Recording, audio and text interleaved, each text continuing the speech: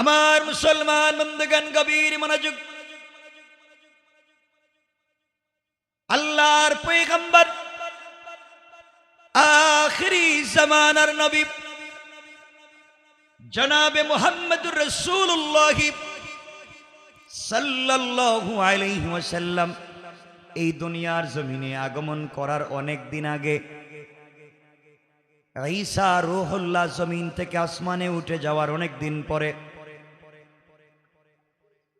ইয়ামান দেশের নজরানে এক বাদশার জন্ম হল। ইয়ামান দেশের নজরানে এক বাদশা থাকলো।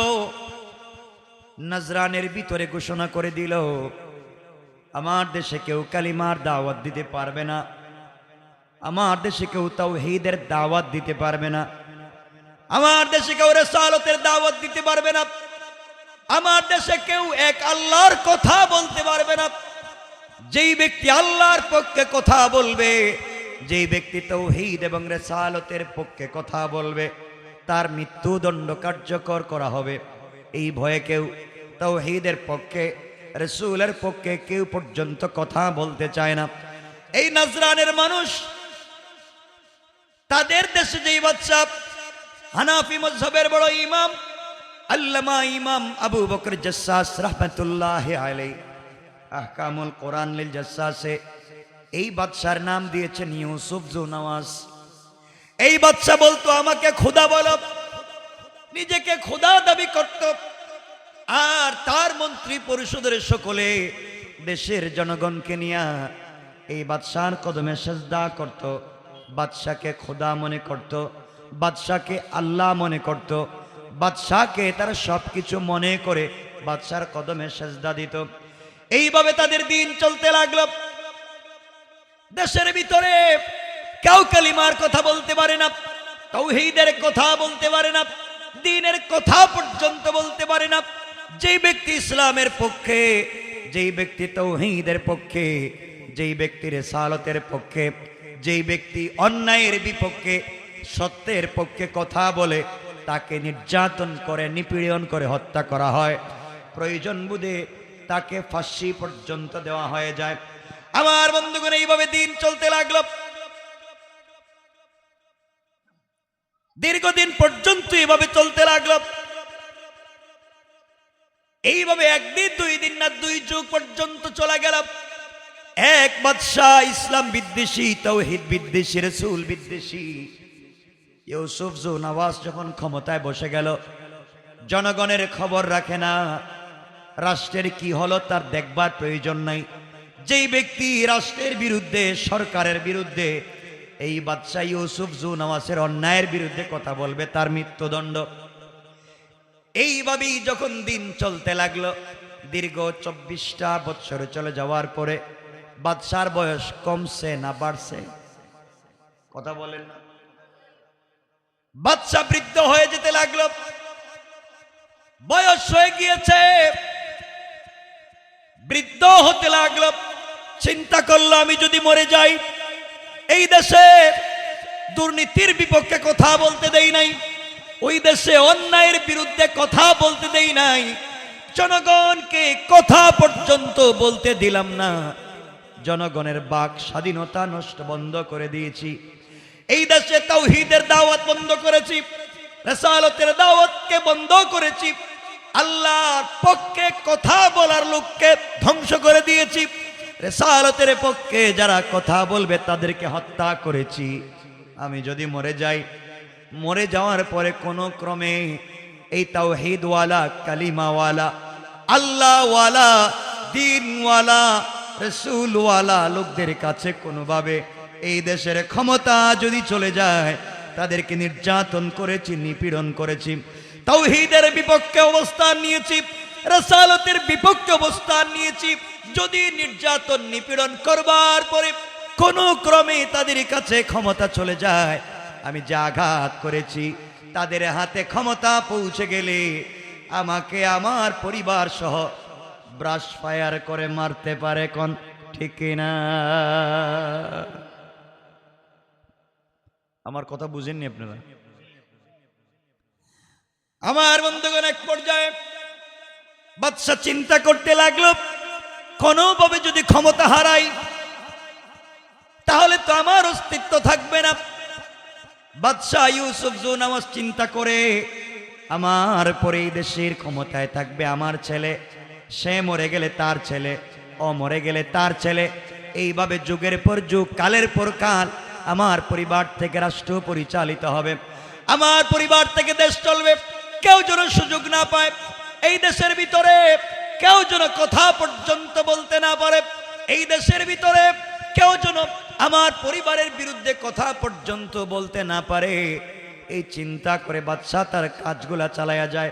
আমার বন্ধুগণ, বয়স হয়ে যাওয়ার পরে বাদশা চিন্তা করলো, আমি যদি মরে যাই আমার অস্তিত্ব থাকবে না, আমার পরে তো ক্ষমতায় আমার সন্তানকে বসাতে হবে। এই চিন্তা করে বাদশা ইউসুফ জুনাওয়াজ চলে গেল। এই জামানার সবথেকে বড় জাদুকর যে ছিল, এই জাদুকরের কাছে গিয়ে বলছে, আব্বা জান, আমি চাই আমি মরে গেলে এই নাজরানের ক্ষমতায় আমার ছেলে থাকবে, সে মরে গেলে তার ছেলে, ও মরে গেলে তার ছেলে, এইভাবে যুগের পর যুগ, কালের পর কাল আমার পরিবার থেকে রাষ্ট্র পরিচালিত হবে, কেউ যেন সুযোগ না পায়। আপনি কি কোনো ব্যবস্থা করে দিতে পারবেন? বাদশা ইউসুফ জুনাওয়াজ এই কথা বলবার পরে জাদুকর ডাক দিয়ে বলছে, বাদশা রে, আপনি যদি চান আপনি মরে গেলে আপনার দেশের ক্ষমতায় আপনার বংশের কেউ থাকবে, পৃথিবীর কেউ যেন সুযোগ না পায়, ওই ব্যবস্থা যদি আপনি করাতে চান তাহলে আপনি আমাকে একটা প্রত্যুৎপন্নমতি, একটা চালাক শিক্ষিত যুবক আমার কাছে দিতে হবে। বাদশা জাহাপনা, আপনি যদি আমাকে একটা যুবক ছেলে দিতে পারেন, শিক্ষিত যুবক দিতে পারেন, শিক্ষিত তরুণ দিতে পারেন, একটা মাত্র যুবক যদি আপনি আমাকে দেন, ওই যুবকের মাধ্যমে আপনার দেশের ক্ষমতায় আপনি থাকবেন, কেউ আপনার বিরোধিতা করবে না, এমন সিস্টেম করে দিতে পারবো। বাদশা ইউসুফ জুনাওয়াজ ডাক দিয়ে বলছে, জাদুকর রে, বিশাল বড় নাজরানি একটা মাত্র যুবক তোমাকে দিলে, ওই যুবকের মাধ্যমে দেশের ভিতরে তুমি আমার ক্ষমতা প্রতিষ্ঠিত রাখবে, পৃথিবীর কেউ সুযোগ করতে পারবে না। এই সিস্টেম তুমি কেমনে করে দেবে? জাদুকর বলছে, ও বাদশা ইউসুফ জুনাওয়াজ, আপনি শোনেন, আপনি যদি আমাকে একটা যুবক দেন, ওই যুবকটাকে আমার মতো জাদুবিদ্যা শিক্ষা দেব, জাদুবিদ্যা শিক্ষা করে আমার মতো জাদুকর হয়, আপনার দেশে যাওয়ার পরে জাদুর মাধ্যমে, জাদুর বিষক্রিয়ার মাধ্যমে স্বামী স্ত্রীতে ঝগড়া লাগাইয়া দিবে, বাবা ছেলে ঝগড়া লাগাইয়া দিবে, মা মেয়ে ঝগড়া, পরিবারে পরিবারে ঝগড়া, সামাজিকভাবে ঝগড়া, হুজুরে হুজুরে মারামারি, পীরে পীরে মারামারি, অগুলা লাগাইয়া দিবে। হুজুরে হুজুরে নিজেরাই মারামারি করবে, পীরে পীরে নিজেরাই মারামারি করবে, এক পীর আর এক পীরে কাফের বলবে, এভাবেই তাদের দিন চলতে লাগবে। এক হুজুর আর এক হুজুরকে গালি দিবে, কেউ কাউকে সহ্য করবে না, ওরা নিজেরা মারামারি করে দিন কাটাইয়া দিবে, আপনার বিরুদ্ধে লাগবার মতো সময় ওরা পাবে না। ঠিক নেই?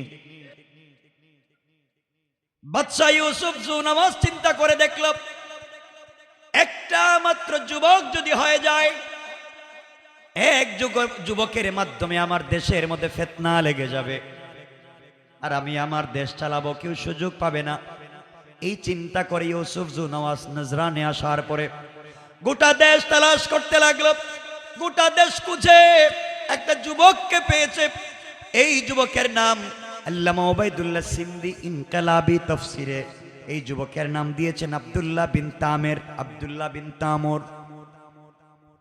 আমার বন্ধুগণ, বাদশাহ যুবকটাকে বলছে, ও যুবক, তুমি শুধুমাত্র কেবলমাত্র জাদুবিদ্যার মাধ্যমে আমার দেশে ফিতনা তৈরি করে দিবা, বিনিময়ে তুমি যা চাইবা তাই পাইবা, কিন্তু তুমি আমার দেশে ফিতনা তৈরি করে দিতে পারলেই হলো, আমি আমার ক্ষমতায় থাকব। আমার বন্ধুগণ, সংক্ষেপ করে বলি, এই বাদশা ইউসুফ জুনাওয়াজ আব্দুল্লাহ বিন তামেরকে দিয়া এই দেশ থেকে কালিমাওয়ালাকে ধ্বংস করে দিতে চায়, ইসলামী আন্দোলনকে মুছে দিতে চায়, এই জন্যে বিদেশে ট্রেনিং এর জন্য পাঠাচ্ছে। এই বাদশা শেষ পর্যন্ত জাদুকরের কাছে পাঠাইয়া দিল আব্দুল্লাহকে। দুইটা রিওয়ায়াত আশরাফ আলী থানভী বয়ানুল কোরআনে লিখেন, কেউ বলেছেন প্রতিদিন সকালবেলা চলে যায়, বিকেল বেলা যুবক বাড়িতে ফিরে আসে। কেউ বলছেন 6 মাসের জন্য চলে গেল, 6 মাস পরে বিকাল বেলা, 6 মাস পরে যুবক আসতেছে জাদুবিদ্যা শিক্ষা করে, দুনিয়ার বড় জাদুকর হয়ে আসতেছে। এই যুবকের মাধ্যমে সমাজ থেকে দিনকে মুছে দিবে। মুসলমান বন্ধুগণ মনে রাখবা, বাদশা চাইল এই যুবকের মাধ্যমে আব্দুল্লাহ বিন তামিরকে দিয়া নাজরান নামক দেশ থেকে তাওহীদ আর রিসালাতকে মুছে দিতে চাইবে। কোটি কোটি টাকা খরচ করে বিদেশে জাদুবিদ্যা শিক্ষা করায়া সে তাকে পাঠিয়ে দিয়েছে, আমাদের তার দেশে নাজরানে পাঠিয়ে দিয়েছে সমাজকে নষ্ট করার জন্যে। আর আমার আল্লাহ কৌশল করলেন, শোনো রে বাদশা, তুমি যেই যুবকের মাধ্যমে এই দেশ থেকে দিনকে মুছে দিতে চাও, আমি আল্লাহ কৌশল করলাম এই যুবকের মাধ্যমে এই সমাজে দিন জিন্দা করে দিতে চাই। আল্লাহু আকবার বলেন। আমার আল্লাহ বুঝাতে চান যুবকরে, ও বাদশা ইউসুফ জোনাওয়াজ, তুমি কোটি কোটি টাকা খরচ করে ইনভেস্ট করে আব্দুল্লাহকে বিদেশে ট্রেনিং দিয়া নিজের দেশে নাজরানে এনে এই দেশ থেকে তাওহীদ আর রিসালাতকে মুছে দেওয়ার কৌশল করেছো। আমি আল্লাহ কৌশল করলাম, তুমি যেই জিনিস দিয়া দিনকে মুছে দিতে চাও, আমি আল্লাহ ওই জিনিস দিয়া দিনকে জিন্দা করতে চাই। আমার আল্লাহ এই জন্য কোরআনে কারিমের অনেক জায়গায় বলেছেন, আমার আল্লাহ বললেন, ওয়া মাকারু ওয়া মাকারাল্লাহ ওয়াল্লাহু খায়রুল মাকিরিন।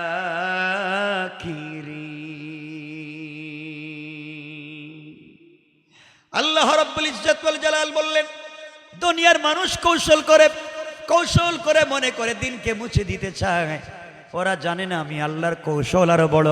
ওরা যেই জিনিসের মাধ্যমে দিন মুছে দিতে চায়, আমি আল্লাহ ওই জিনিস দিয়া দিনকে জিন্দা করতে চাই। কোন ঠিক কিনা? আমার বন্ধুগণ গভীর মনোযোগ। এক পর্যায়ে আব্দুল্লাহ বিন তামির বড় জাদুকর হয়ে জাদুবিদ্যা শিক্ষা করে নাজরানে ঢুকে গিয়েছে। উদ্দেশ্য কালিমাওয়ালাদেরকে এই দেশের ভিতরে রাখা নাকি বের করে দেওয়া? কথা বলেন। বের করে দিবে। এই দেশে আর কেউ তাওহীদের দাওয়াত দিবে না, এই দেশে কেউ রিসালাতের দাওয়াত দিবে না। এই জন্য দেশ থেকে বের করে দিতে চায়। নিয়ত করে জাদুবিদ্যা শিক্ষা করে যখন দেশের ভিতরে ঢুকেছে, আমার বন্ধুগণ বাদশার দরবারে যাবে, রাস্তায় যাওয়ার পথে তাকাইয়া দেখে গাছের একটা গোড়ায় মাথায় পাগড়ি, মুখে সাদা দাড়ি একজন আল্লাহওয়ালা গাছের গোড়ায় বসে বসে সত্য ধর্ম কালিমার দাওয়াত দিয়ে যায়। আমার বন্ধুগণ এক পর্যায়ে যুবক আব্দুল্লাহ এই মুরব্বীর কাছে এসে ডাক দিয়ে বলতেছে, বাবা আপনি বলেন তো, গাছের গোড়ায় বসে বসে আপনি কি করে যাচ্ছেন? মুরব্বী ডাক দিয়ে বললেন, যুবক তোমাকে চিনতে পারলাম না, আমি গাছের গোড়ায় বসে বসে সত্য ধর্ম কালিমার দাওয়াত দিচ্ছি, আল্লাহর তাওহীদ এবং রিসালাতের দাওয়াত দিচ্ছি। আব্দুল্লাহ ডাক দিয়ে বলছে, মুরব্বী ও আঙ্কেল, আপনি কি জানেন না এই দেশের বাদশা নিষিদ্ধ করে দিয়েছে, এই দেশের বাদশা আইন করে নিষিদ্ধ করে দিয়েছে, এই দেশে কালিমার দাওয়াত চলবে না, এই দেশে তাওহীদ আর রিসালাত চলবে না। আপনি কেন দিনের দাওয়াত দিচ্ছেন? আপনি কি জানেন আপনাদেরকে হত্যা করা হবে? আপনাদেরকে হত্যা করবার জন্যে, দেশ থেকে বের করে দেওয়ার জন্যে আমি জাদুবিদ্যা শিক্ষা করে এসেছি। আপনি দেশের ভিতরে অন্যায়ভাবে আইন বিবর্জিত দিনের দাওয়াত দিচ্ছেন। আমি বাদশার সঙ্গে দেখা করে আসতেছি, আপনাদেরকে দেশ থেকে তাড়িয়ে বের করে দেওয়া হবে, এই হুমকি দিয়া আব্দুল্লাহ বিন তামির আল্লাহর ওলি মুরব্বির সামন থেকে যখন চলে যায়, দাওয়াত দিয়া যুবককে, এই যুবক যখন আল্লাহর ওলিকে হুমকি দিয়া চলে যায়, যাওয়ার সময় আল্লাহর ওলি আব্দুল্লাহ বিন তামিরের চেহারার দিকে তাকালেন। প্রথমেই তাকাইয়া কাঁদলেন, তারপরে মুচকি হাসতে লাগলেন। যুবক দাঁড়িয়ে গেল আর চিন্তায় পড়ে গেল, ব্যাপার কি? উনি আমার চেহারার দিকে তাকাইয়া কাঁদবে কেন? আমার চেহারার দিকে তাকাইয়া হাসবে কেন? কি এমন করলাম?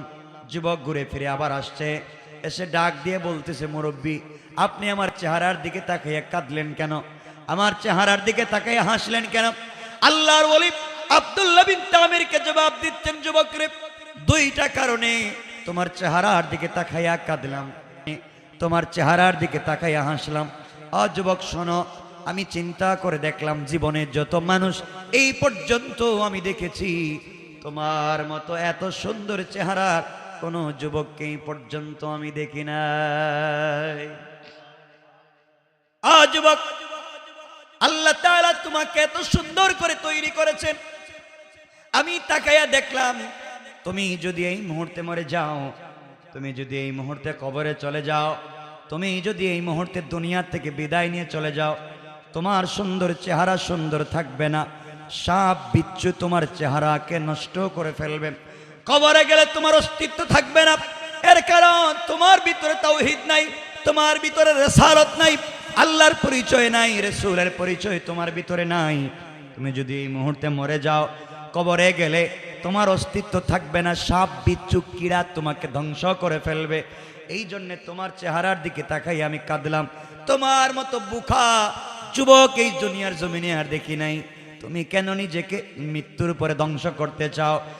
যুবক, তোমার চেহারার দিকে তাকাইয়া এই জন্য আমি হাসলাম। যুবক রে, তোমার মতো হাম্মক, তোমার মতো বেওকুফ দুনিয়ার জমিনে আর নাই। তুমি মাত্র জাদুবিদ্যা শিক্ষা করে এসেছো আর মনে মনে ভাবতেছো বহুত বড় গুনাহ করে ফেলেছো। যুবক রে, আমার আল্লাহ রব্বুল ইজ্জত ওয়াল জালাল ঘোষণা করে দিয়েছেন, কেউ যদি আসমান জমিন পরিমাণ গুনাহ করেও মাফ চায়, আল্লাহ বলছেন তাকে মাফ করে দিবেন। কোন সুবহানাল্লাহ। যুবক আব্দুল্লাহ, তোমার চেহারার দিকে তাকাই ওই জন্য আমি হাসলাম।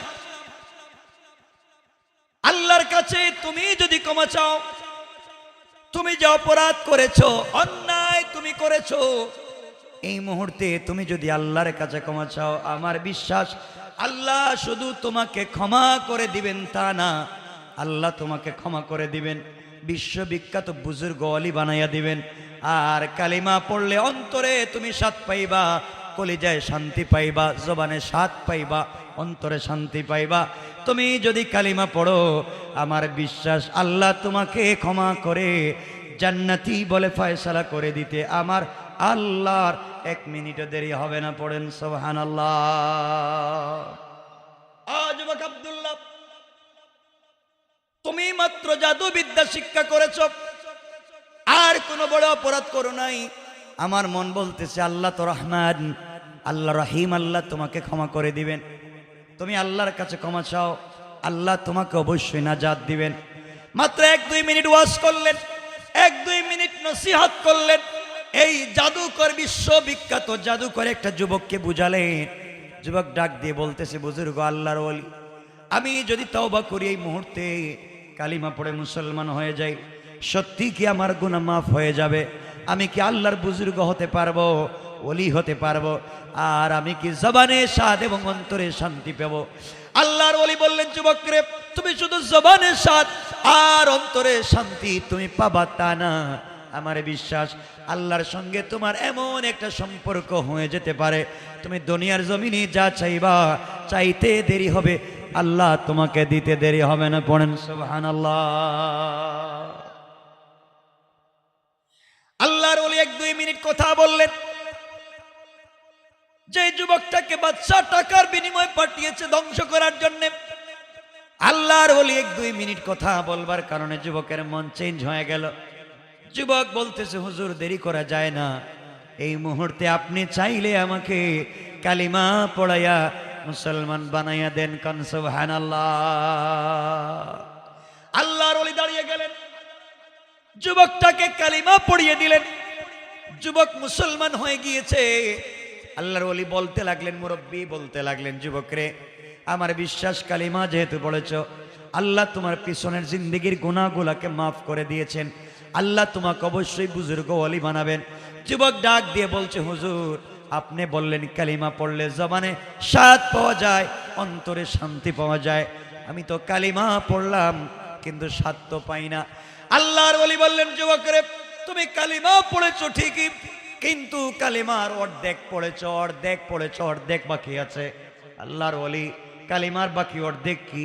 আল্লাহর ওলি যুবকটাকে বললেন, যুবক রে, কালিমার বাকি অর্ধেক হয়েছে, এই মুহূর্তে তোমাকে আমার বুকের সঙ্গে লাগাই একটা চাপ দিব, একটা জাতা দিব। আমার বিশ্বাস একটা চাপে তোমার কল পরিষ্কার হয়ে যাবে, আল্লাহর আরশ পর্যন্ত দেখা যাবে। কোন সুবহানাল্লাহ। যুবক ডাক দিয়ে বলছে, হুজুর আপনি আমাকে চাপ দিতে পারেন। আল্লাহর ওলি যুবকটাকে বুকের সঙ্গে জড়ালেন আর চিৎকার করে আল্লাহর কাছে ডাক দিয়া বললেন, আল্লাহ, এই যুবকটাকে বাদশা কোটি কোটি টাকা খরচ করে জাদু বিদ্যার জন্য পাঠিয়েছে। আল্লাহ তাআলা যুবক জাদুবিদ্যা শিক্ষা করে আমার দেশে আসছে। আয় আল্লাহ তাআলা, আমি চাই এই যুবকের মাধ্যমে এই দেশে দিন জিন্দা হয়ে যাক, এই দেশের মানুষ দিন জানুক। আল্লাহ, আমি তো তার অন্তরকে, বুকটাকে আমার বুকের সঙ্গে জড়াইয়া ধরেছি। আল্লাহ তাআলা, তুমি তার অন্তর থেকে কুফরি নেফাকি দূর করে তোমার ইলমে মারিফতের নূর, তোমার পরিচয় তার অন্তরে দিয়ে মুনওয়ার করে দাও। আল্লাহর ওলি যুবক আব্দুল্লাহ বিন তামিরকে বুকের সঙ্গে জড়াইয়া চিৎকার করে যখন দোয়া করতে লাগলেন, যুবক ডাক দিয়া বলতেছে, আল্লাহর ওলি আপনি আমাকে ছেড়ে দেন, কসম আল্লাহ পাকের জাতে, আপনার একটা চাপে এই মুহূর্তে আল্লাহর আরশ পর্যন্ত পরিষ্কার দেখা যায়। আল্লাহর ওলি বুজুর্গ তাকে ছেড়ে দিলেন। এবার যুবক বলতেছে, হুজুর এতক্ষণ পর্যন্ত আমার যে কন্ডিশন কোয়ালিটি ছিল, আমি এখন জবানে স্বাদ পাচ্ছি, অন্তরে শান্তি পাচ্ছি, আমি যেন কি হারিয়ে ফেলেছিলাম আমি পেয়ে গিয়েছি। আল্লাহ রাব্বুল ইজ্জত ওয়াল জালাল কোরআনে বললেন, ইন্না কাইদাশ শাইতানি কানা দাঈফা। আল্লাহ রাব্বুল ইজ্জত ওয়াল জালাল জানাইয়া দিলেন, কাফেরেরা যে কৌশল করে দিনকে মুছে দেওয়ার জন্য, ওদের কৌশল আমি আল্লাহর কাছে মশা মাছির চাইতে আরো বেশি দুর্বল। কোন সুবহানাল্লাহ। আমার বন্ধুগণ, এক পর্যায়ে যুবক বলতেছে, হুজুর আমি তো শান্তি পাচ্ছি, কারণ ইলম সিনা দের সিনা, ইলম এক সিনার থেকে আরেক সিনায় যায়, শুধু কিতাব পড়ে পাওয়া যায় না। এজন্য জিবরিল আমিন রাসূল পাক সাল্লাল্লাহু আলাইহি ওয়াসাল্লামের কাছে এসে বলছেন, ইকরা। রাসূল বলছেন আমি জানি না, আবার বলছেন ইকরা, আমি তো পারি না, আবার বলছেন ইকরা, আমি তো পারি না। জিবরিল আমিন আল্লাহকে বলছেন, আল্লাহ কার কাছে তুমি কোরআন দিয়ে পাঠাইছো, যে আসমান জমিন নিতে চাইলো না, পাহাড় পর্বত নিতে চাইলো না, এই কোরআন তুমি কার কাছে দিয়ে পাঠিয়েছো? বেচারা তো পড়তেই পারে না। আল্লাহ বলছেন, আমার বন্ধুকে কষ্ট দিস না জিবরাইল, আমার বন্ধুকে বুকের সঙ্গে জড়াও আর বুকটাকে বুকের সঙ্গে লাগাই একটা চাপ দাও। আবার বিশ্বাস জমান নাড়াতে হবে না, আমি আল্লাহ 30 পারা কোরআন তার সিনার ভিতরে ফিট করে দেওয়ার ওয়াদা দিলাম। কারণ ইলম সিনাদের সিনা, ইলম এক সিনার থেকে আরেক সিনায় যায়। আমার বন্ধুগণ, কষ্ট হচ্ছে আপনাদের? এক পর্যায়ে যুবক বাদশাহ যুবকটাকে পাঠিয়েছে এই দেশ থেকে কালিমা বন্ধ করে দিবে, এই দেশ থেকে দিন মুছে দিবে, ঠিক না? কথা বলেন না কেন? বাদশার কৌশল হচ্ছে এই যুবকের মাধ্যমে সমাজ থেকে দিনকে উঠায় দিবে। আর আল্লাহ কৌশল করলেন, ও বাদশা, তুমি যে জিনিস দিয়া দিন মুছে দিতে চাও, আমি আল্লাহ ওয়াদা করলাম এই জিনিস দিয়া এই সমাজে দিন জিন্দা করব। সুবহানাল্লাহ বলবেন না? আওয়াজ করে বলেন না সুবহানাল্লাহ। যুবক হুজুরকে বলছে, হুজুর আমি এখন কি করব, আমি এখন দিনের দাওয়াত দিই। আল্লাহর ওলি বলছেন, যুবক বাড়িতে যাও, আগে দিন শিখো, নিজে দিনের উপর ইস্তেকামত থাকো, এরপরে পাবলিকের কাছে দিনের দাওয়াত দাও।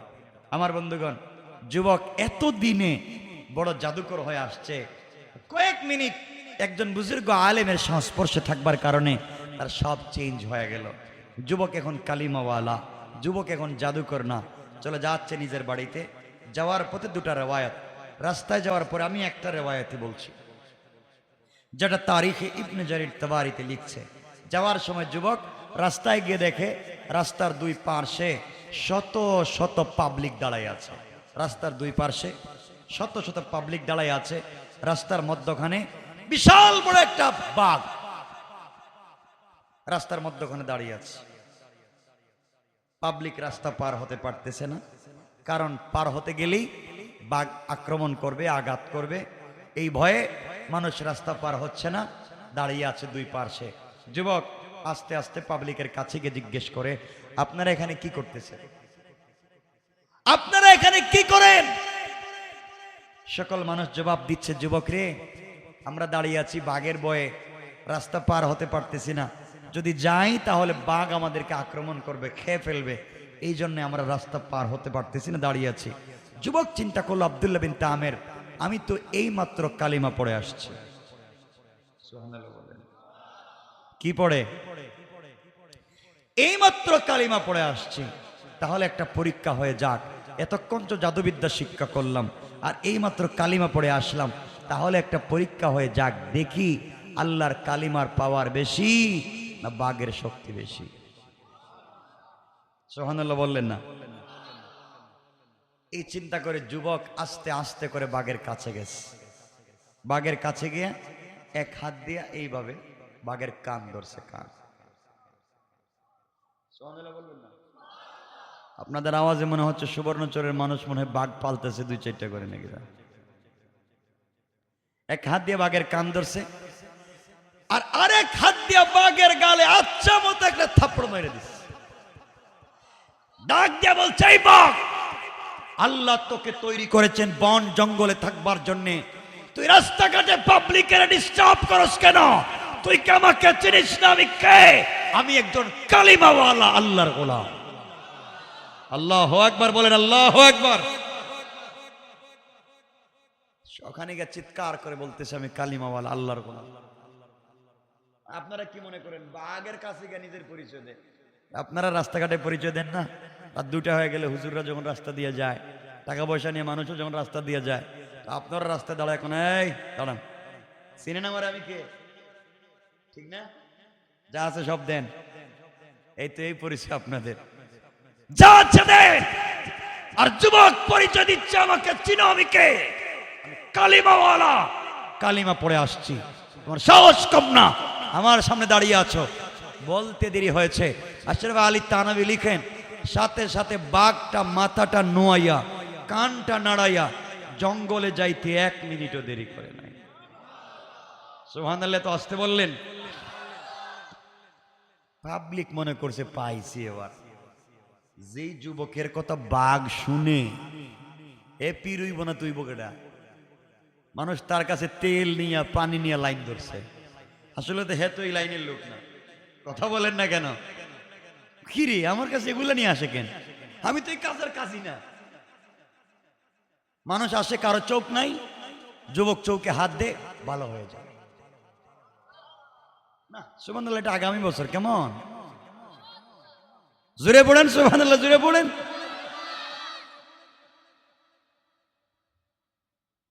আমার বন্ধুগণ, পাবলিক আসতে লাগলো, কারণ আল্লাহওয়ালা যদি ইমানের উপরে আপনি স্পিরিট নিয়ে থাকতে পারেন, পৃথিবীর কোন সুপার পাওয়ার কোন ক্ষমতা আপনাকে দাবাইয়া রাখতে পারবে না। ঠিক কিনা বলেন? সাদ বিন আবি ওয়াক্কাস রাদিয়াল্লাহু তাআলা আনহু পৌঁছে গেলেন আফ্রিকার পারে, আরব রাজ্য শেষ করে তিনি চলে গেলেন সাগরের পারে। 40,000 মধ্যে মুজাহিদ সেনাবাহিনী মুসলমান সাথে সাদ বিন আবি ওয়াক্কাস বক্তৃতা করছেন, শোনো মুসলমানেরা, রাসূল এই দুনিয়ার জমিনে নাই, তাই বলে ইসলাম শুধু কি আরব দেশে থাকবে নাকি আফ্রিকার জঙ্গলে ইসলাম যাবে? 40,000 মুসলমান বলছেন, সাদ বিন আবি ওয়াক্কাস, আমরা তো অপারও ইসলাম নিতে চাই, কিন্তু বিশাল সাগর, কোনো কুল নাই, কিনারা নাই, কেমনে পার হব? লঞ্চ নাই, স্টিমার নাই, কেমনে যায়? সাদ বিন আবি ওয়াক্কাস বললেন, যে আল্লাহর তাওহীদ, যে আল্লাহর কথা পৌঁছে দেওয়ার জন্য যাব, সে আল্লাহর কোথায় নদী চলে, সাগর চলে, সে আল্লাহর উপরে ভরসা করে সাগরে চাপ দিব, বিশ্বাস পানি আমাদের ক্ষতি করতে পারবে না। আল্লাহু আকবার বলেন। বিশ্বাস ছিল এমন, স্পিরিট ছিল এমন, দ্বীনের প্রতি শক্ত থাকা, অবিচল থাকা। আমার বন্ধুগণ, সংক্ষেপ করে বলি, সাদ বিন আবি ওয়াক্কাস 40,000 সেনাবাহিনী নিয়ে চলে গেলেন সাগরের উপরে গুড়া চালাইতেছে। আরে গুড়া কোথায় চলে? সাগরের পানির উপরে গুড়া চলে। সুবহানাল্লাহ বললেন না? আরে কল্প কাহিনী নয়, শুনেন। সাগরের উপরে গুড়া চলে, গুড়ার পায়ে পানি লাগে না। সাহাবায়ে কেরাম পার হয়ে যায়, তাদের পায়ে পানি লাগে না। আল্লাহ বলছেন, তোমরা যখন আমার তাওহীদকে বিজয় করবার জন্য রাস্তায় নেমে যাও, কেউ থাকুক আর না থাকুক, স্বয়ং আমি আল্লাহ ওখানে হাজির হয়ে যাই। এর আরেকটু সামনে যদি বলি, সামনে গিয়া রাসূল পাক সাল্লাল্লাহু আলাইহি ওয়াসাল্লাম যেদিন হিজরত করে মক্কা থেকে মদিনায় যান, ঘটনা আমি বলছি না, আমি শুধু বুঝাচ্ছি আল্লাহ যে সাথে থাকেন। রাসূল পাক যেদিন চলে যাবেন মক্কা থেকে মদিনায়, গভীর রাত্রে হযরতে জিবরিল আমিন এসে বলছেন, ইয়া রাসূলুল্লাহ, আপনি উঠে ইয়াসরিবের দিকে হিজরত করেন, খেজুর বাগানের দিকে বের হয়ে যান। রাসূল পাক বলেন, এত রাত্রে? বলে, এক্ষুনি আপনি যাবেন, আল্লাহ আপনাকে বলেছেন আপনি যান। আমি বলতে চাই, আল্লাহর শক্তি পাওয়ার কেমনে সাথে থাকে। আমার বন্ধুগণ, গভীর মনোযোগ। আল্লাহর পয়গম্বর ঘুম থেকে উঠে গেলেন, সবুজ চাদর দিয়ে হযরতে আলীকে শোয়া দিলেন, নিজে উঠে তৈরি হয়ে গেলেন চলে যাওয়ার জন্য ইয়াসরিবের দিকে। হঠাৎ করে শুনতে পান কাফের বেঈমানেরা বাড়ির চতুর্দিকে ঘিরে ফেলে রেখেছে, নেজা নিয়ে, বল্লম নিয়ে, তীর নিয়ে, ধনুক নিয়ে আঘাত করবার জন্য। আল্লাহর পয়গম্বর চিন্তা করলেন, ঘর থেকে বের হলে নির্ঘাত মরে যেতে হবে, কাফেররা আমাকে দুনিয়া থেকে খতম করে দেবে। আল্লাহর কাছে ডাক দিয়ে বলছেন, আল্লাহ তাআলা, আমি যে এখন ঘর থেকে বের হব, আপনি আমাকে বললেন ঘর থেকে বের হয়ে হিজরত করবার জন্য। আল্লাহ তাআলা, কাফেররা তো ঘরের চতুর্দিককে বেষ্টন করে রেখেছে, আমি কেমনে যাই, মেরে ফেলবে।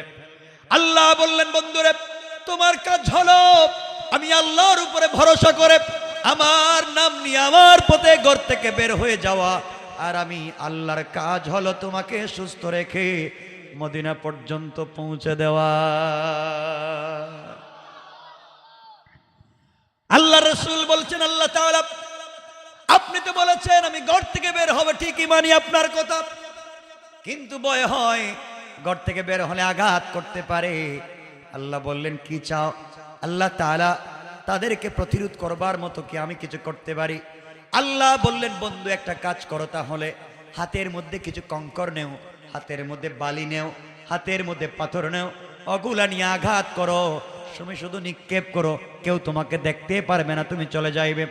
আল্লাহ রাসূল বলছেন, আল্লাহ তাআলা, আমি যদি নিক্ষেপ করি, নিক্ষেপ করলে তো একদিকে যায়, আমি যেদিকে মারবো সেদিকেই পর্যন্ত যাবে। কাফেররা তো আমার ঘরের চতুর্দিকে, আমি একদিকে মারলে অপর দিকের কাফেররা আমাকে আঘাত করবে, হত্যা করে ফেলবে। আল্লাহ ডাক দিয়ে বলছেন, বন্ধুরা, তোমার কাজ হলো কঙ্কর গুলাকে কাফেরদের উপরে একদিকে নিক্ষেপ করে দেওয়া, আর আমি আল্লাহ সকল কাফেরদের চুকে চুকে পৌঁছে দেওয়ার এই মুহূর্তে জিম্মাদারে নিয়ে নিলাম। আমার বন্ধুগণ, আল্লাহর পয়গম্বর হাতের মধ্যে পাথর নিলেন, ঘর থেকে বের হলেন, কোরআন থেকে তেলাওয়াত করলেন, কঙ্করগুলা হাতের মধ্যে নিয়ে শুধু সামনের দিকে মারলেন। কাফেররা চতুর্দিকে আছে, মারলেন সামন দিকে, তাকাইয়া দেখেন চতুর্দিকের কাফেরদের চুকে চুকে পৌঁছে গিয়েছে। মারলেন একদিকে, পৌঁছে গেল সকল দিকের কাফেরদের চুকে। সবাই চোখ রগড়াতে লাগলো, চোখ মুছতে লাগলো। আল্লাহর রাসূল পৌঁছে গেলেন মদিনা ইয়াসরিবে, কেউ দেখতে পারলো না। আমার বন্ধুগণ, ঘটনা বলছি না, যাওয়ার পরে আল্লাহ একদিন বলছেন, বন্ধুরে, ওই দিন তুমি না বললে একদিকে মারলে একদিকে যায়, তাহলে ওই দিন চতুর্দিকের কাফেরদের চুকে চুকে পাথরগুলা পৌঁছে গেল, কেউ তোমাকে ধরতে পারলো না, ব্যাপার কি, কেমনে ঘটলো? আল্লাহ রাসূল বলছেন, আল্লাহ তাআলা, আমি তো জানি না, আমি তো একদিকে মারলাম, আমার পিছন দিকে পাথর কেমনে গেল, ডাইনে বামে গেল জানি না। আমার আল্লাহ বলছেন, ওয়ামা রামাইতা ইয রামাইতা ওয়ালাকিন্নাল্লাহ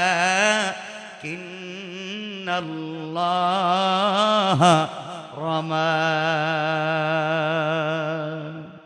আল্লাহ রাব্বুল ইজ্জত ওয়াল জালাল বললেন, বন্ধুরে, তুমি শুধুমাত্র কেবলমাত্র আমার আমার উপরে ভরসা করে তুমি নিক্ষেপ করার দায়িত্ব নিয়েছো, আর এগুলাকে সবার চুকে চুকে আমি আল্লাহ স্বয়ং আমার কুদরতের হাত দিয়া পৌঁছে দিয়েছি। কোন সুবহানাল্লাহ, আল্লাহু আকবার। বুঝাতে চাইলাম আল্লাহর উপর ভরসা করে বের হলে হেফাজত করবেন কে? বলেন না কে? আমি জানি না আপনারা এত রাত্রে কথা শুনেন কিনা, আপনাদের কষ্ট হচ্ছে, আর ঠান্ডাও বাহিরে অভাব নাই। কষ্ট হচ্ছে না? আপনাদের কন্ডিশনে মনে হচ্ছে কষ্ট হচ্ছে। কালকে কাজ কাম নাই আপনাদের? নাই, কষ্ট হচ্ছে আমি বুঝতেছি। আমিও লম্বা করতে চাইবো না, তো হাত উঠে দেখান, একটু হাত তুলেন তো। এখন কাদের কাদের কষ্ট হচ্ছে দেখি। কি এখনো কষ্ট হচ্ছে? এত কথা বলার পরেও কষ্ট হয়?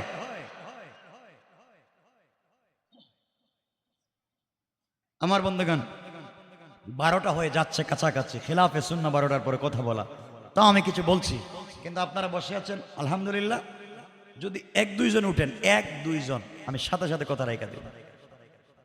কারণ কথা বলা আমার দায়িত্ব এতটুকুন যতটুকুন আপনারা বুঝবেন। যখন আপনারা বুঝতে চাইবেন না, মানতে চাইবেন না, তখন আর কথা বলবো। বসবেন, কিছু কয় না, সবাই বলেন। মনে হইতেছে এই সাইডের কি রোহিঙ্গা নাকি? তা হ্যাঁ, ওয়াজই বুঝতেছে না মনে হইতেছে আমার। বসবেন তো ইনশাআল্লাহ। আওয়াজ করে বলেন, এই জবান দিয়েছেন কে? আমাদের উপরে যত বিপদ আসুক না কেন, সকল কাজে আমরা ভরসা করব কার উপরে? আওয়াজ করে বলেন কার? আমাদের কেউ কিছু করতে পারবে না। তো বলতেছিলাম, লম্বা করব না। সাদ বিন আবি ওয়াক্কাস গুড়া দৌড়ে ওপারে চলে গেলেন। সাথীদেরকে বলছেন, কিও তোমাদের পা দেখি তো। সবাই পা দেখলেন, পায়ের নিচেও ভিজে নাই, গুড়ার পাও ভিজে নাই, সাগর পার হয়ে গিয়েছেন। একজন সাহাবী এসে বলছেন, সাদ আমাদের নেতা, কি এই যে আমার একটা বাটি ছিল, বাটি, পেয়ালা, প্লেট, গ্লাস, মানে একটা যে কোনো জিনিস, আমি পানি পান করি, আমি এটা দিয়ে ওযু করি, রাত্র হয়ে গেলে আমার মাথার নিচে রেখে ঘুমাই। দুনিয়ায় সম্পত্তি বলতে আমার কিছু নাই, ওই একটা প্লেট অথবা একটা গ্লাস অথবা একটা জগ অথবা একটা পেয়ালা, একটাই, এটা দিয়ে আমি পানি পান করি, রাত্র হয়ে গেলে মাথার নিচে দিয়ে ঘুমাই, আমি এই পানি দিয়ে ওযু করি। আমার এটা তো সাগরে বাসায় নিয়ে গেছে, পাইতেছি না কই। সাদ বিন আবি ওয়াক্কাস বলছেন, শোনো মুসলিম মুজাহিদ, তুমি যা বলছো তাই যদি সত্যি হয়, এই নদী আল্লাহর হুকুমে চলে, আর আল্লাহর হুকুমকে জিন্দা করবার জন্য আফ্রিকায় এসেছি। আমার বিশ্বাস নদী হয়তো ভুল করছে, আবার তোমাকে পৌঁছায় দিবে। আচ্ছা, কোন তো নদী নাকি ভুল করছে, বাসায় নিয়ে কোত্থেকে কই গেছে। সাদ বিন আবি ওয়াক্কাস ওনারা সান্ত্বনা দিচ্ছেন, তুমি এটা পাইবা। কিছুক্ষণ পরে সাগরে একটা জোয়ার এসেছে, জোয়ারের ধাক্কায় অনেক উপরে পানি উঠে গিয়েছে। কিছুক্ষণ পরে জোয়ার ভাটা হয়ে গিয়েছে। সাদ বিন আবি ওয়াক্কাস তাকায় দেখেন, তার পায়ের কাছে ওই সাহাবীর সেই পেয়ালার প্লেটটা পড়ে আছে। আল্লাহু আকবার বলেন। আল্লাহ এভাবেই মুসলিমদেরকে হেফাজত করেন, কাজ পর্যন্ত পৌঁছে দেন। তো এই ঘটনা বলবো না। সাদ বিন আবি ওয়াক্কাস পৌঁছে গেছেন আফ্রিকায় মহাদেশে। বাদশাহকে বলছেন, শুনেন, আসলিম তাসলাম, ইসলাম কবুল করেন, শান্তিতে থাকবেন, কোনো আপত্তি নাই, ভাল লাগে না কর দেন, জিজিয়া দেন, এই দেশে থাকেন, আপনাদেরকে নিরাপত্তা দিব আমরা, আমাদেরকে থাকবার সুযোগ দেন, আমরা এই দেশে কালিমার দাওয়াত দিব, তাওহীদের দাওয়াত দিব, মারামারি নাই, কাটাকাটি নাই, ফিতনা নাই। বাদশা বলছে, আমরা এগুলো বুঝে বলবো, কিন্তু তোমাদেরকে এই পাবলিকের এলাকায় থাকতে দেওয়া যাবে না।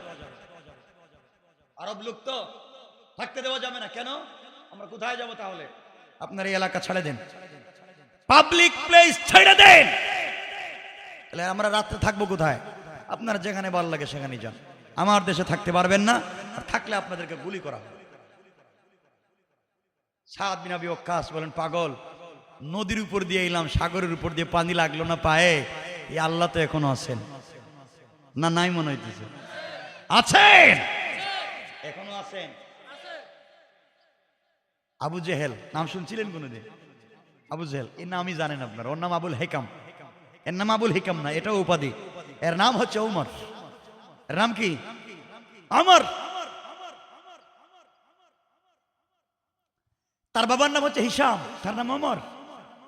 আবু জেহেলের নাম অমর, তার বাবার নাম হিসাম। তার উপাধি ছিল আবুল হেকাম, হেকমতের বাবা, খুব জ্ঞানী ছিল, মাতব্বর ছিল তো গ্রামের মাতব্বর, পেঁচাইয়া খাইতো, হেও কোনো কাজ কাম করতো না, কথা বুঝেন না, কোনো কাজ কাম করতো না এই শয়তান, শুধুমাত্র এই বিচার সালিশ করে চলতো, টাকা পাইতো। আসেনি গুলা? আছে, মানে হই আবু জেহেলের ডিম আছে। তা আমি যেটা বলতে চাই, এই আবুল হেকামকে ইসলাম বলছে আবু জাহাল তুই মূর্খ, মূর্খদের বাপ। বলতেছিলাম আবু জাহাল বলছিল সৌদি আরবে মক্কা মদিনায় ইসলাম থাকবে না। আজও সৌদি আরবে ইসলাম আছে নাই? আবু জাহেল আছে। নমরুদ বলছে এই দুনিয়া থেকে মুসলিম মিল্লাতের পিতা ইব্রাহিমকে আগুন দিয়ে জ্বালিয়ে পুড়িয়ে ছাই করে দেবে। আজও ইব্রাহিমের সন্তানরা দুনিয়া আছে, কিন্তু নমরুদ নাই। আছে। ফেরাউন চাইলো হযরতে মূসা আলাইহিস সালামকে সাগরে ডুবাইয়া মাইরা ফেলায় দিব। আল্লাহ বলছেন ওই ফেরাউন, আমার মূসার নাম লওয়ার মতো মানুষ এখনো আছে, কিন্তু মিস্টার ফেরাউন কথা বলেন না কেন? নাই। আজ যারা যুগে যুগে বাংলাদেশের ভিতরেও যারা দিনকে মুছে দেওয়ার জন্য, ইসলামকে মুছে দেওয়ার জন্য বারবার চেষ্টা করেছে, তাদের নাম আজকে নাই, কিন্তু ইসলাম এখনো আছে, আগামীতেও থাকবে ইনশাআল্লাহ। এজন্য ওই জায়গায় আমরা হাত দেব না ইনশাআল্লাহ, ইসলামের বিরুদ্ধে আমরা কাজ করব না ইনশাআল্লাহ। বলেন না ইনশাআল্লাহ? আমার বন্ধুগণ, ঘটনা বলছি না, সাদ বিন আবি ওয়াক্কাস চলে গেলেন আফ্রিকার জঙ্গলে, সাথীদেরকে বলেন যা বাদ দেন, পাবলিক থাকতে দেয় নাই, জঙ্গলে যাই। সাথীরা বলছেন আপনি আমাদের কিনে জঙ্গলে যাইবেন, ওখানে তো বাঘ, ভাল্লুক, সিংহ, অজগর, সাপ খায় ফেলবে, ওখানে থাকবো কেমনে? তিনি বলছেন ওগুলারে যিনি বানাইছেন তার কথাই তো বলতে চাইতেছি।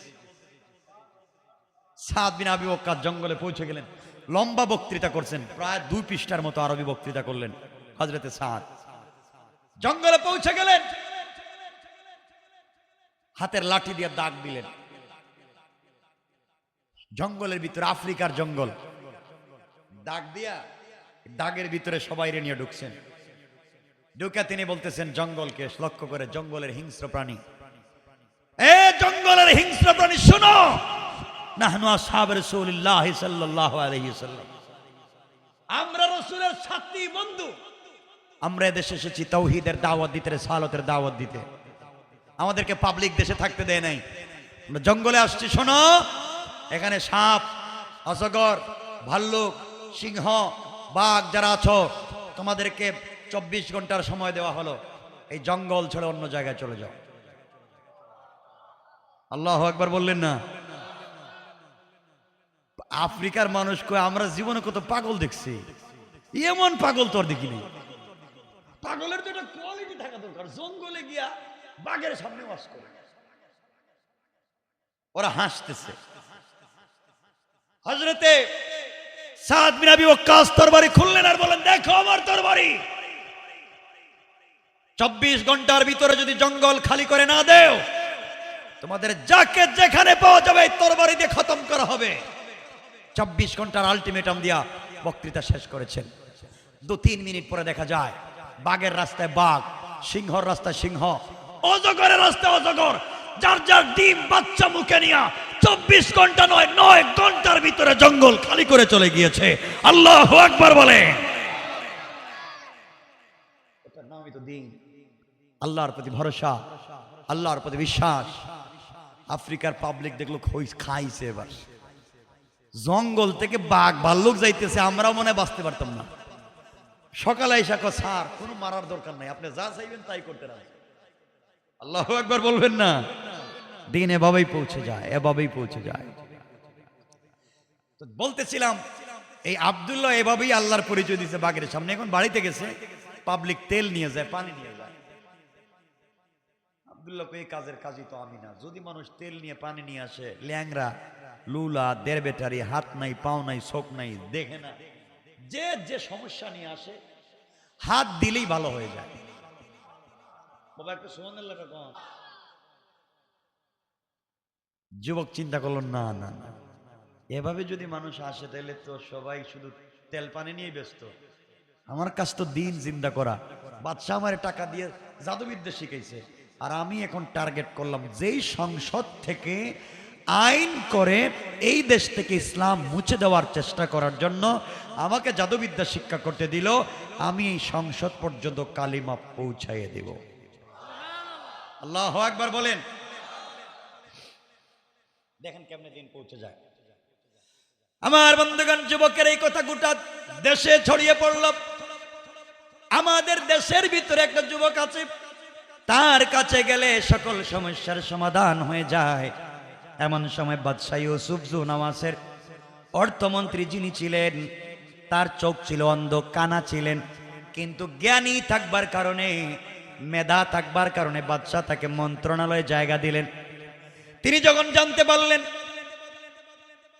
আমাদের দেশে একটা যুবক আছে, যেই যুবক চোখ ভালো করে দিতে পারে, মন্ত্রী সাহেব উপঢৌকন নিয়ে, হাদিয়া নিয়ে, তোহফা নিয়ে, অনেক টাকা পয়সা নিয়ে আব্দুল্লাহ বিন তামেরের বাড়িতে হাজির হয়ে গেলেন।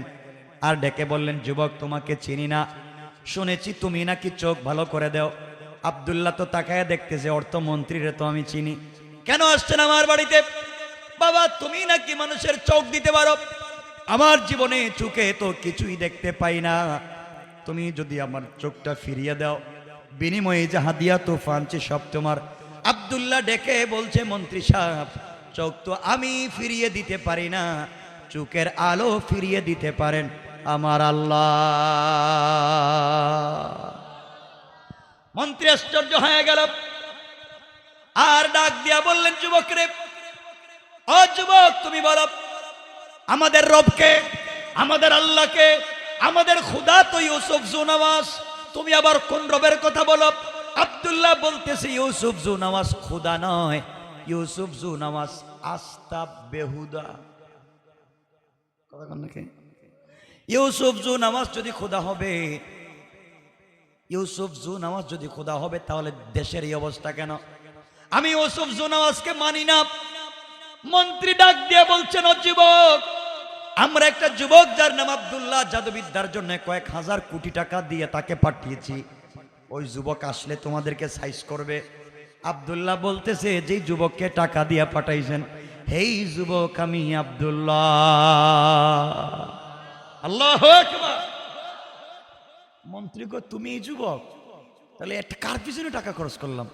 এত বড় জাদুকর হইছো, যেমন চোখ ভালো করে দো, এটা তো জানলাম না। আব্দুল্লাহ বলতেছে, মন্ত্রী রে, তোমাদের টাকা খরচ করে জাদুবিদ্যা শিক্ষা করেছি, এতে সন্দেহ নাই, কিন্তু জাদুবিদ্যা শিক্ষা করে আসার পথে আমার আল্লাহ আমাকে জাদু করে কালিমা পড়াইয়া মুসলমান বানাইয়া মন্ত্রী তোমার সামনে দাঁড় করাইয়া বলতেছে, মন্ত্রী রে, খবরদার কালিমা পড়ো, নাইলে খবর আছে। মন্ত্রী কো, শেষ পর্যন্ত আমারে কালিমার দাওয়াত। এই জন্য আমার আল্লাহ বলছেন, ওয়া মাকারু ওয়া মাকার আল্লাহ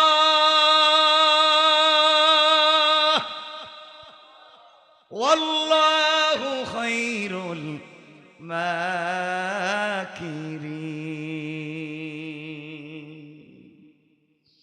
আল্লাহ রাব্বুল ইজ্জত ওয়াল জালাল বললেন, তোমরা কিসের কৌশল করো?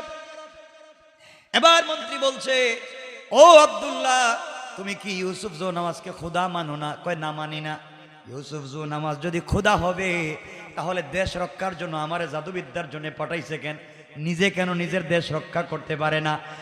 আর ইউসুফ জুনাওয়াস যদি খোদা হবে, তার নাকের সেন্টার ঠিক নাই, পাওয়ারের লাইনের মতো ফাড়া ফাড়া, দাঁত বের হয়ে যায়, টুক মোটা, নিজের চেহারা কালো, নিজে এত কালো হয়ে দুনিয়া এত সুন্দর করে বানাইছে, নিজেরে ঠিক মতো বানাতে পারে না। ওটা খোদা নয়, এটা হলো এই সমাজের শয়তান।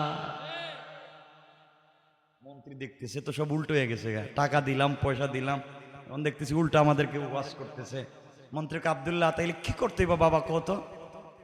স্যার আপনি আসছেন এত কষ্ট করে হাদিয়া নিয়া, চোখ তো পাইতে চান, চোখ এমনি এমনি পাওয়া যায় না, চোখ পাইতে হইলে কালিমা পড়া লাগে। সুবহানাল্লাহ বললেন না? আব্দুল্লাহর কাজ হলো তোমরাই আইন কইরা কালিমা বন্ধ করছো, এবং তোমারে কালিমা পড়িয়া ছাড়ো। মন্ত্রী সাহেব, চোখ পাইতে হলে কালিমা পড়া লাগবে, নাইলে চোখ পাওয়া যাবে না। মন্ত্রী চিন্তা করলো, এখন যদি কালিমা পড়ি আর চোখ পাই, আর চোখ পাওয়ার পরে কালিমা ছেড়ে দিব। নিয়ত ভালো, কথা বলেন না কেন? কত বড় শয়তান চিন্তা করতেছে, যদি চোখ ছাড়া তো কাজ হবে না, তাহলে যদি বললাম কালিমা পড়ি, কালিমা পড়লাম, এরপরে যদি চোখ পাই, তো চোখ পাওয়ার পরে কালিমা ছেড়ে দিব, সমস্যা কি? এমন পলিটিক্স আমাদের আসেনি? নির্বাচনের আগে দেখবেন ওয়াদা দেয়, আমি যদি মন্ত্রী হতে পারি, এমপি হতে পারি, চেয়ারম্যান হতে পারি, আপনাদের সব ভালো ভালো রাস্তা ভাঙ্গে একবারে গর্ত বানিয়ে দিই। দিছে সব ভাঙ্গে বানিয়ে, সব গর্ত বানায়। নির্বাচিত হওয়ার পরে মাইক্রোস্কোপ লাগাইয়া, লেন্স লাগাইয়া, সার্কিট ক্যামেরা ফিট করে এর আর খুঁজে পাওয়া যায় না। কথা বলেন না কেন? ঠিক কেন বলেন?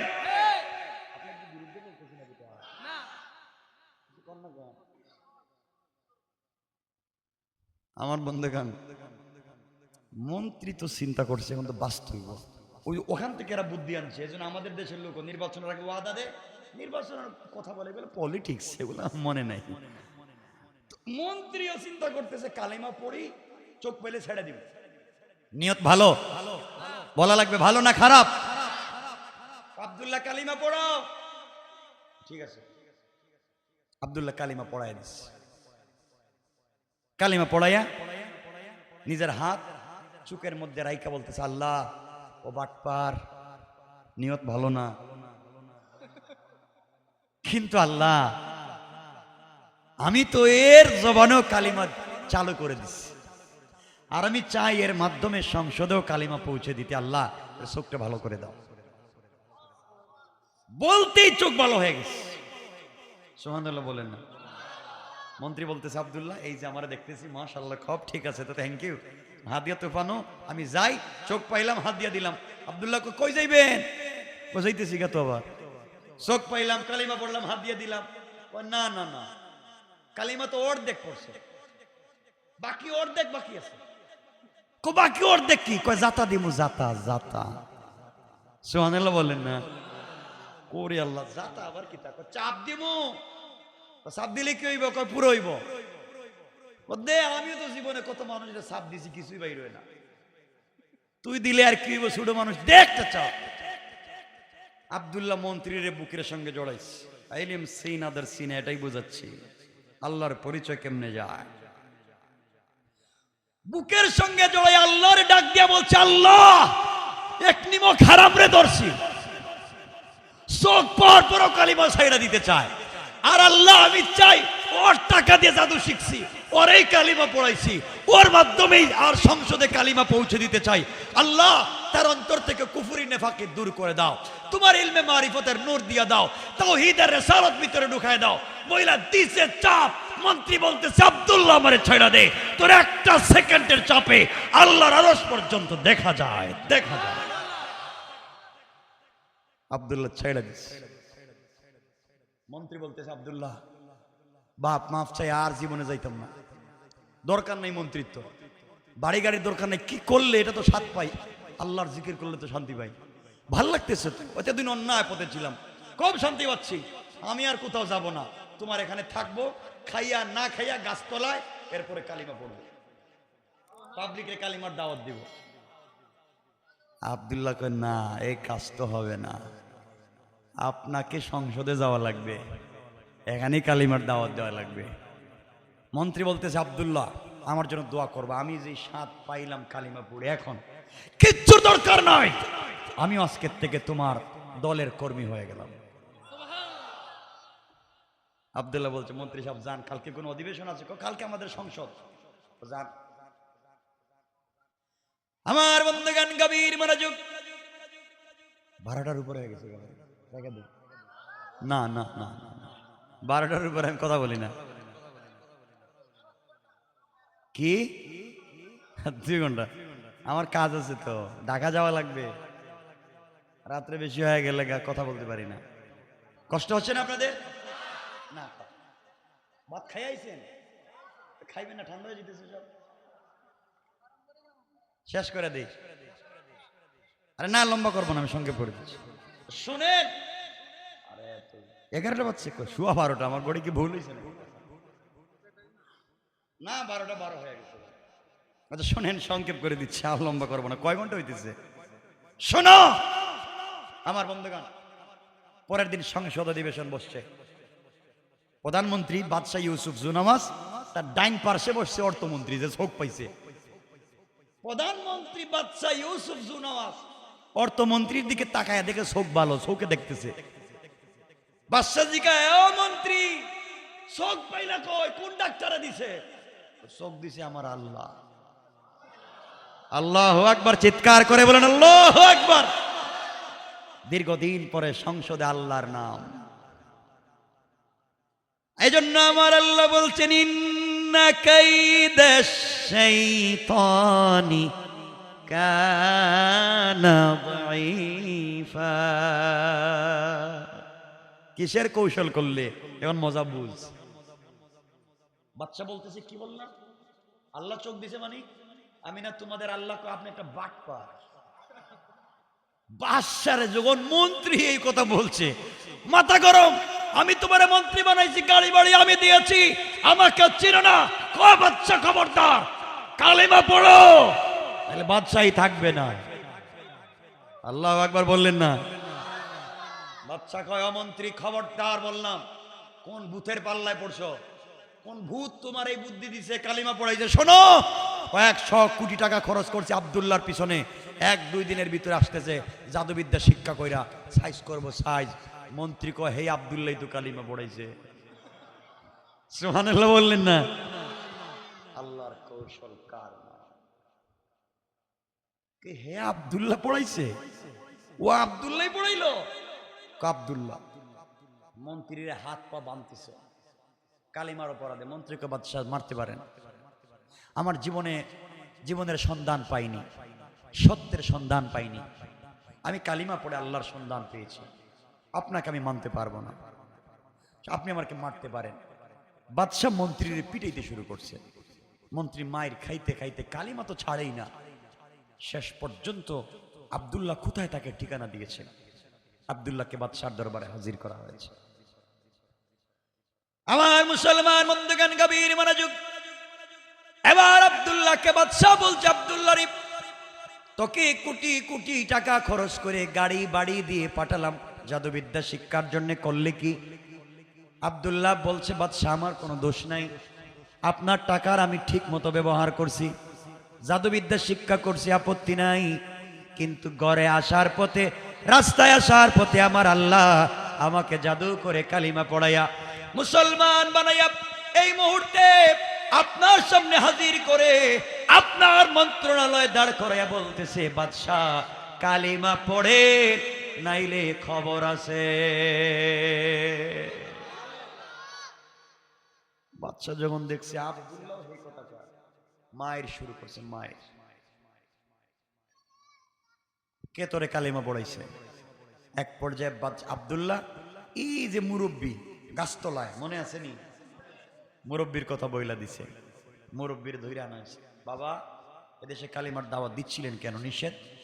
মুরব্বী বলছে, বাদশাহ সব ঠিক আছে, আপনি নিষেধ করেছেন আর আল্লাহ উপর থেকে নির্দেশ করেছে, আমি আল্লাহর নির্দেশ পালন করেছি। আপনি জানেন কালিমার দাওয়াতের অপরাধ কি? জানি না, আপনাকে হত্যা করা হবে। এই কথা বলে এই মুরব্বী মানুষের গাছ কাটার করাত, চিনেন তো করাত? গাছ কাটার করাত মাথায় লাগাইয়া জীবন্ত মানুষকে কালিমার অপরাধে 2 টুকরা করে দিয়েছে। আল্লাহর ওলি ইন্তেকাল করেছেন, শহীদ হয়ে গিয়েছেন, কালিমা ছেড়ে দেন না। আজ আমাদেরকে যদি নির্যাতন করা হয়, কষ্ট দেওয়া হয়, আমরা জীবন দিতে পারি, কিন্তু 1 সেকেন্ডের জন্য কালিমাকে ছেড়ে দিতে পারি না।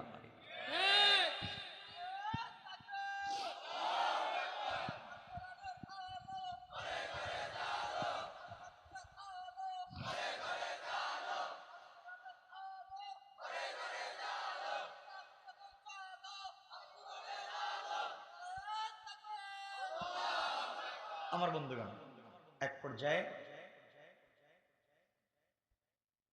সবাই শেষ, মন্ত্রীরও মাইরা ফেলাই দিছে, মুরব্বীরও মাইরা ফেলাই দিছে, আছে শুধু আব্দুল্লাহ। আমার বন্ধুগণ, এবার আব্দুল্লাহকে বাচ্চা ডাক দিয়া বলছে, আব্দুল্লাহ রে, তুমি যদি এই মুহূর্তে কালিমা ছেড়ে দাও তাহলে আমার দেশের অর্ধেকের মালিক তোমাকে বানাইয়া দিব, নাজরান তোমার নামে অর্ধেক লিখে দিব। কালিমা ছেড়ে দিলে আমার একমাত্র মেয়েকে তোমার কাছে বিয়ে দিব, তুমি আমার মেয়ের জামাই, পুরা দেশের মালিক তুমি হয়ে যাবে, কালিমা ছেড়ে দাও।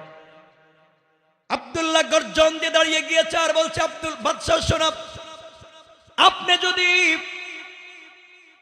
আসমানের চন্দ্র সূর্যকে আমার এক হাতে উঠাইয়া দেন আর গোটা দুনিয়া রেজিস্ট্রি করে আমার আর এক হাতে উঠাইয়া দেন, জান্নাত থেকে হুর এনে আমাকে বিয়ে দিতে চান, আল্লাহ পাকের জাতের কসম করে বলছি, আমি কালিমা পড়ে যেই শান্তি পেয়েছি সবকিছু লাত্তি দিয়ে ফেলে দিতে পারি, একটা সেকেন্ডের জন্য আল্লাহকে ভুলে যেতে পারি না।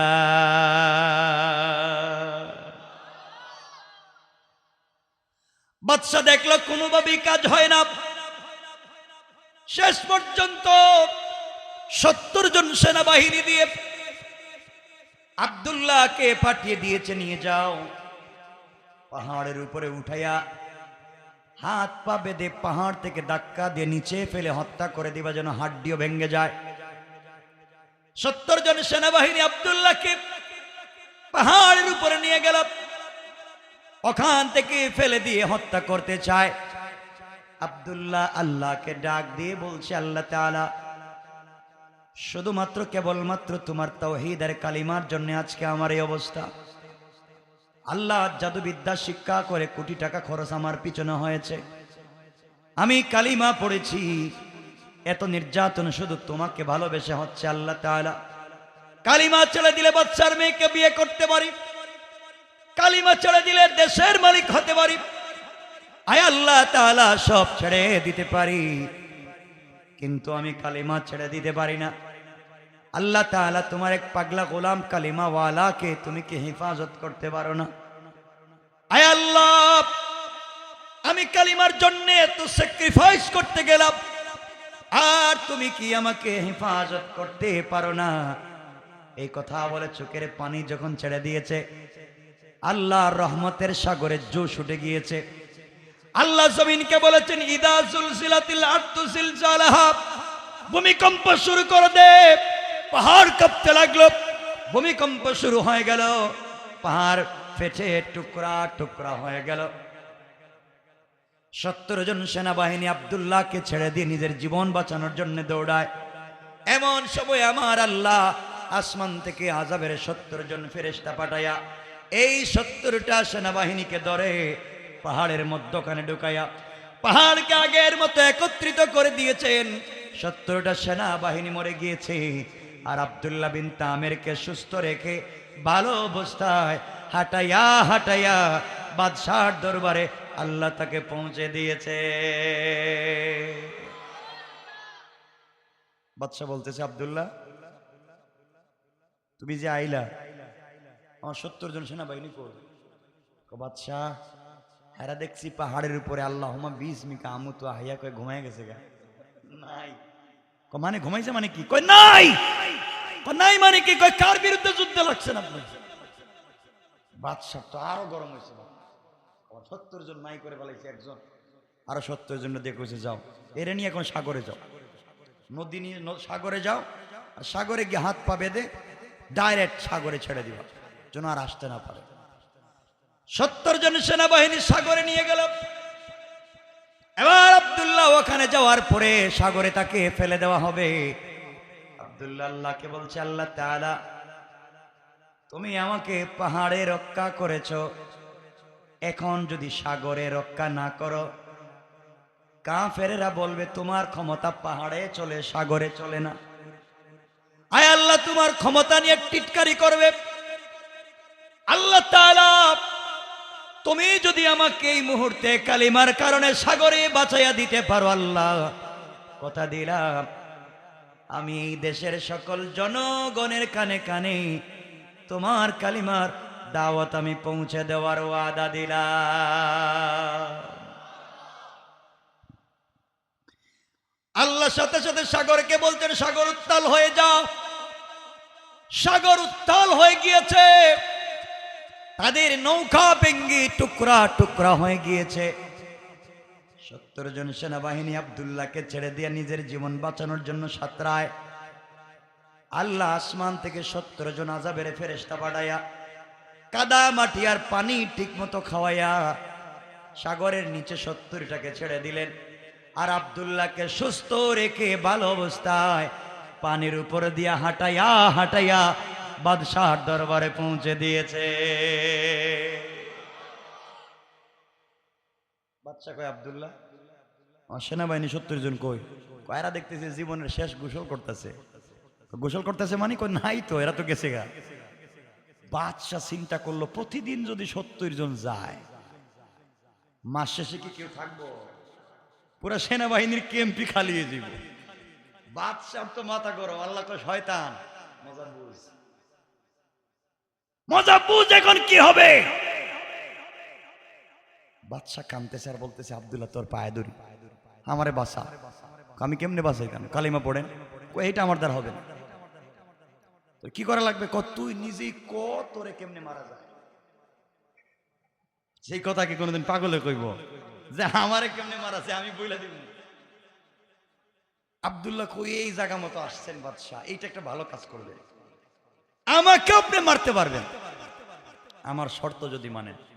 আর আমার শর্ত যদি না মানেন, জীবনে আপনি আমারে মারতে পারবেন না। শর্ত কি? শর্ত হলো, আব্দুল্লাহ মনে মনে ভাবতেছে, আমি মরার আগে তোরেও কালিমা পড়াবো। সুবহানাল্লাহ বললেন না? এখন শর্তটা কি? কালিমা কেমনে হবে? এই দেশের মানুষের কি অবস্থা হবে? এরপর আল্লাহ যে বলছেন কুতিলা আসহাবুল উখদুদ, এই আমার আলোচ্য আয়াত, এখানে মিলাচ্ছি এই না, তো লম্বা আলোচনা, লম্বা হয়ে যেতেছে, এজন্য আর লম্বা করতে চাই না। আরে বাবা 12:30 হয়ে যেতেছে, বুঝেন না? আমি কি প্লাস্টিক যে রাস্তা দিয়ে আইছি, আমার তো ভয় হইতেছে যাই কেমনে।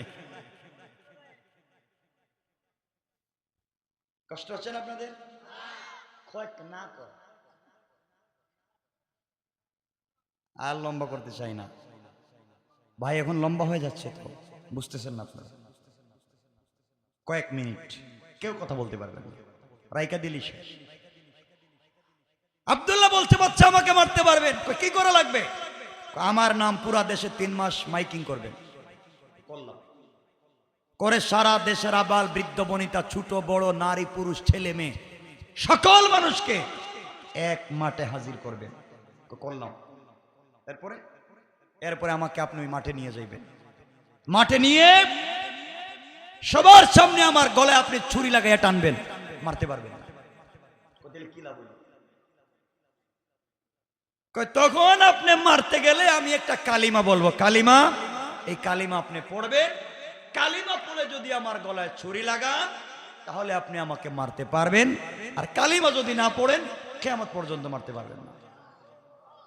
সুবহানাল্লাহ বললেন না? আব্দুল্লাহকে আমি একজন তো মরবো বেটা, আর পুরা দেশটারই কালিমা পড়ে যাব। যে দেশে কালিমা বন্ধ করছে, সেই দেশে কালিমা পতাকা আমি উড়াইয়া আমি মরতে চাই। সুবহানাল্লাহ বললেন না? বাদশা কয়, আব্দুল্লাহ তুই যাই ক, তুই মরবি কিনা হেইটা ক, আমার বইতেছে তোরে দিয়া, আমি মরে যাবো যদি আমার কালিমা পড়ে আমার গলায় ছুরি লাগে। আমি যেটা বলবো, যে শব্দ, এই শব্দ বলে গলায় ছুরি লাগালে আমি মরবো, আর এই শব্দ না বললে মরবো না। এখন আপনি কি বলবেন নাকি বলবেন না এটা কোন? 100 বার বলবেন, এরপরে মরা লাগবে। ঠিক আছে আমার মুসলমান বন্ধুগণ, গভীর মনোযোগ, কথা সংক্ষেপ। এক পর্যায়ে গোটা দেশে মাইকিং হয়ে গেল, গোটা দেশের নজরানের মানুষ একটা মাঠে জমা হয়ে গেল। বাদশা আব্দুল্লাহকে নিয়ে ওখানে গেল। মানুষের মধ্যে কৌতূহল, কত মানুষকে বাদশা ফাঁসিয়ে দিয়ে মারছে, কোনোদিন দাওয়াত করে নাই, আর আজকে একটা যুবককে মারবে, গোটা দেশের মানুষকে দাওয়াত করছে। কৌতূহল কমছে না বাড়ছে? সবাই আব্দুল্লাহকে একটা নজর দেখতে চায়। গোটা দেশের মানুষ হাজির, বাদশাহ বলতেছে, আব্দুল্লাহ বলতো এবার কি করা লাগবে? মরে যাবে, তোর জীবনের কোনো চাহিদা আছে কি? আব্দুল্লাহ বলেছে, বাদশাহ আমার জীবনের চাহিদা আছে। শেষ চাহিদা কি বল? আব্দুল্লাহ বলছে, আমার জীবনের শেষ চাহিদা 2 মিনিট ওয়াজ কর্ম। কোটি কোটি পাবলিকের সামনে 2 মিনিট ওয়াজের সময় দিবেন। বাদশাহ মনে করছে 2 মিনিটে আর কি হয়, জীবনে কত ওয়াজ করছে, কাজ হয় না, 2 মিনিট সময় দিলাম, মরার আগে যাবার লাগে বল। এবার আব্দুল্লাহ দাঁড়িয়েছে লক্ষ লক্ষ জনগণের সামনে আর বলতেছে, নাজরানের মানুষ, আমার নাম আব্দুল্লাহ বিন তামের, বাদশাহর নাম ইউসুফ জু নওয়াজ। এই বাদশাহ আমাকে জাদুবিদ্যার জন্য পাঠিয়েছিল কোটি টাকা খরচ করে, কিন্তু আসার পথে আমি কালিমা পড়েছি, বাদশাকে বাদ দিয়ে আল্লাহর উপরে ঈমান এনেছি, আল্লাহর তাওহীদ এবং রাসূলের রিসালাতের উপরে ঈমান আনছি। এই কারণে এই অপরাধে বাদশাহ আমাকে মারতে চায়। 70 জন সেনাবাহিনী দিয়ে বাদশাহ আমাকে পাহাড়ে মারবার জন্য পাঠিয়েছিল। আমি যার উপরে ঈমান এনেছি ওই আল্লাহ তাআলা আমাকে রক্ষা করেছেন, বাদশার 70 জন সেনাবাহিনীকে খতম করেছেন। এরপরে বাদশাহ আরো 70 জন দিয়ে সাগরে পাঠালো। আমার আল্লাহ আমাকে হেফাজত করলেন, তার 70 জন সেনাবাহিনী ধ্বংস হলো। কেমনে আমাকে মারা যায়, আমার কাছে পরামর্শ বাদশাহ চাইল। আমি আপনাদেরকে একত্রিত করবার জন্য বলেছিলাম, এখন আপনাদের কাছে একটা কথা বলি, ও দেশের জনগণ, আমি এক আল্লাহর উপরে ঈমান এনেছি,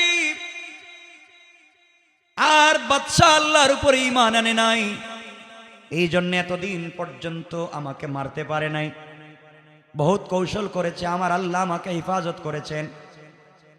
এই মুহূর্তে বাদশাহ আমাকে আঘাত করবে, মারবে, কিন্তু মারতে পারবে না। কালিমা ছাড়া বাদশাহ আমার গলায় ছুরি লাগাবে, আমি মরব না। বাদশাকে আমি একটা কালিমা বলবো, এই কালিমা বলে গলায় যদি ছুরি লাগাইয়া দেয়, আমি যে কালিমা বলবো এই কালিমা পড়ে যদি গলায় ছুরি লাগায়, আর যদি আমি মরে যাই, মনে করবে আমার আল্লাহর নাম সত্য। এতদিন আমাকে মারতে পারে নাই আমার আল্লাহর নাম না নেওয়ার কারণে, আর আজকে আমার আল্লাহর নাম নেওয়ার কারণে আমাকে মারতে পারলো। যদি দেখো আমার আল্লাহর নাম নিয়ে আমার গলায় ছুরি লাগিয়ে টান দেওয়ার পরে আমি মরে যাই, আমার আল্লাহর নাম সত্য, আর আমার আল্লাহর নাম নেওয়ার পরে যদি আমি না মরি, তাহলে আমার আল্লাহ মিথ্যা, বাদশাহ ইউসুফ জু নওয়াজ সত্য। এই সত্য মিথ্যার বিচার আপনাদের কাছে দিয়া আমি বিদায় নিলাম। এই কথা বলে আব্দুল্লাহ কথা শেষ করল, শুয়ে পড়েছে। বাদশাহ বলেছে, আব্দুল্লাহরে কেমনে হত্যা করব? আব্দুল্লাহ বলছে, আমি সিজদায় গিয়ে যখন পড়ব সুবহান রাব্বিয়াল আলা, ওই সময় আপনি আমার গলায় ছুরি লাগাবেন। কি দোয়া পড়তে হবে আমাকে বল। আব্দুল্লাহ বলছে, ও বাদশাহ ইউসুফ জু নওয়াজ, আমার গলায় ছুরি লাগাই আপনি পড়বেন বিসমিল্লাহি রাব্বিল গোলাম। এই গোলামের সত্য রবের নামে গলায় ছুরি লাগাইয়া দিলাম। আব্দুল্লাহর রব যদি সত্য হয়, আব্দুল্লাহ মরে যাবে, আর আব্দুল্লাহর রব যদি মিথ্যা হয়, আব্দুল্লাহ মরবে না। এই কথা বলে আপনি আমার গলায় ছুরি লাগালে আমি মরব, নলে মরব না। বাদশাহ আব্দুল্লাহর গলায় ছুরি লাগাইয়া পড়তে লাগলো বিসমিল্লাহি রাব্বিল গোলাম। এই কথা বলে যখন টান দিয়েছে, সাথে সাথে আব্দুল্লাহ শহীদ হয়ে জান্নাতে পৌঁছে গিয়েছে। এবার বাদশাহ ইউসুফ জু নওয়াজ নাচতে শুরু করেছে, ঢোল তবলা বাজাতে শুরু করেছে। আব্দুল্লাহ নাই, মন্ত্রীও নাই, এই মুরব্বীও নাই, এই দেশের ভিতরে কেউ কালিমার দাওয়াত দেওয়ার মতো নাই। আমার ক্ষমতা থেকে গেল।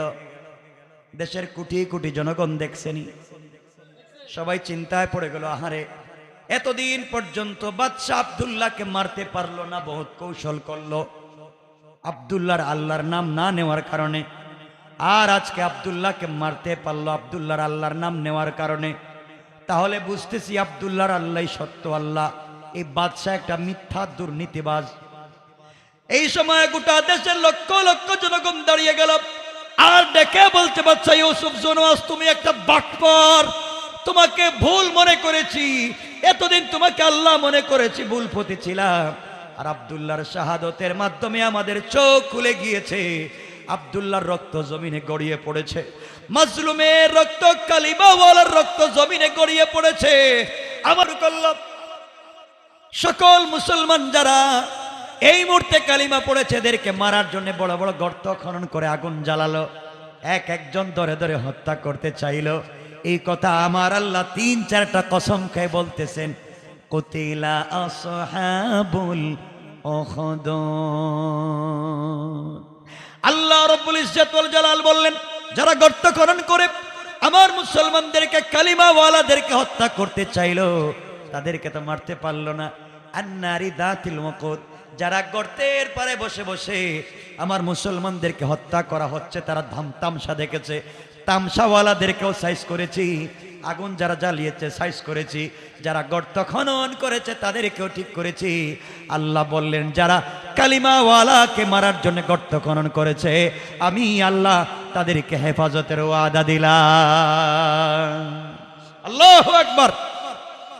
এখন মাত্র আসলাম আয়াতে, বাদশা এখন গর্ত খনন করতেছে মাত্র, এখন আগুন জ্বালাইবো আর কেমনে কেমনে মারবো, এত লম্বা আলোচনা।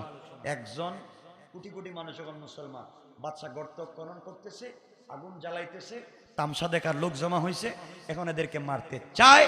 আসুন আমরা সামনের দিকেও যাইতে চাই না, এখানে রেখে দিলাম, আর লম্বা করবো না। এখন গর্ত খনন হইতেছে মাত্র, এখন কেমনে কেমনে এত মানুষরা জ্বালাইবো, আর আল্লাহ কি করবেন? এরপর আল্লাহ বলছেন, আমি একটা বাতাস ছেড়ে দিব, বাতাস, আর গর্ত থেকে বাতাস বাইর হইব, আগুন বাইর হইব, আর বাতাস আসবে।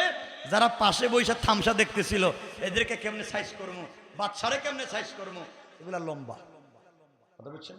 মাত্র আয়াত পর্যন্ত আসলাম, এটি আমার তাফসীরি আলোচনা। আল্লাহ এতক্ষণ কসম করে বলছেন, এই পাগল, গর্ত খনন করে কারে জ্বালাইতে চাস? সুতরাং এখানেই থাকো, আর লম্বা করতে চাই না। আমার জন্য দোয়া, আপনাদের জন্য দোয়া, আল্লাহ যেন আমাদের সবাইকে কবুল করে।